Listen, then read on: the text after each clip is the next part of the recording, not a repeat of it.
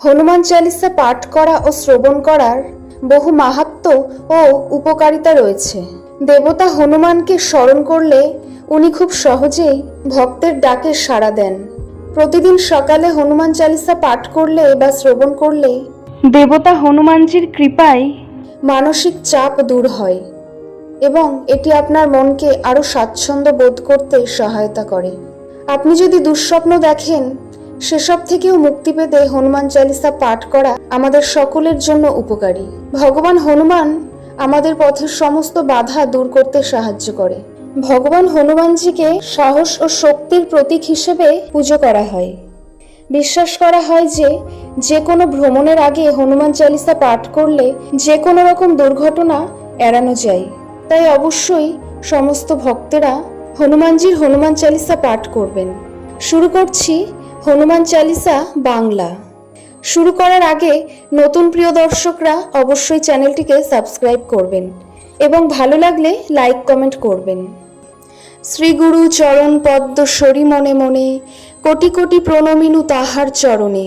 শ্রীরামের চরণ পদ্ম করিয়া স্মরণ, চতুর্বর্গ ফল যাহে লোভী অনুক্ষণ।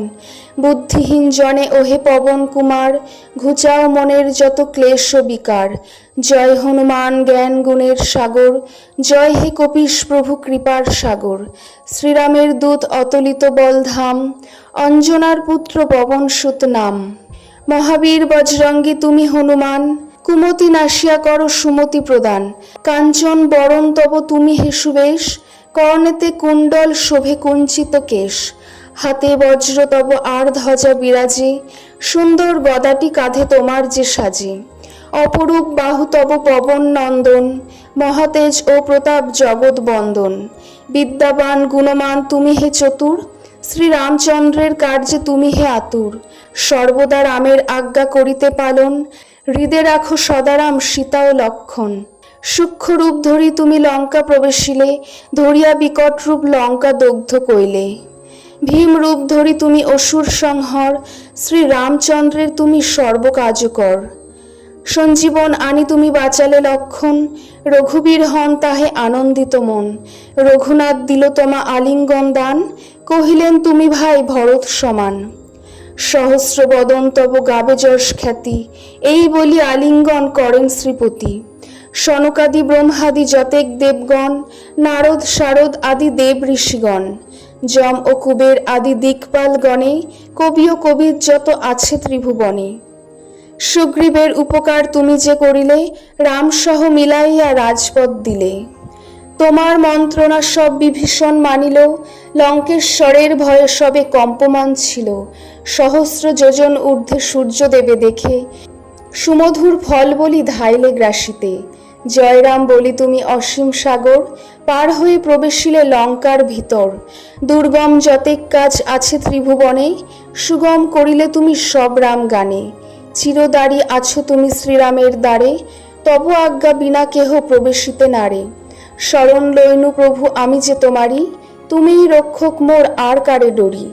নিজ তেজ নিজে তুমি করো সম্বরণ, তোমার হুঙ্কারে দেখো কাপে ত্রিভুবন। ভূত প্রেত পিশাচ কাছে আসিতে না পারে, মহাবীর তব নাম যেই জন স্বরে।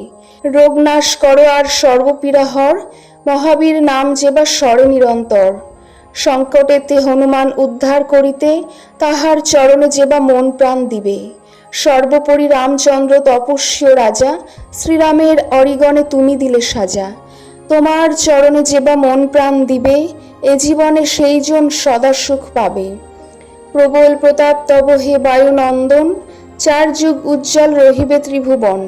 সাধু সন্ন্যাসীরে রক্ষা করমতিমান, শ্রীরামের প্রিয় তুমি অতি গুণবান। অষ্টসিদ্ধি নবসিদ্ধি যাহা কিছু রয়, সকলই সিদ্ধ হয় তোমার কৃপায়। রাম রামায়ণ আছে তব নিকটেই, শ্রীরামের দাস হয়ে রয়েছে সদাই। তোমার ভজন কইলে রামকে পাইবে, জনমে জনমে তার দুঃখ ঘুচে যাবে। অন্তকালে পাবে সেই রামের চরণ, এই সার কথা সব শুনো ভক্তগণ।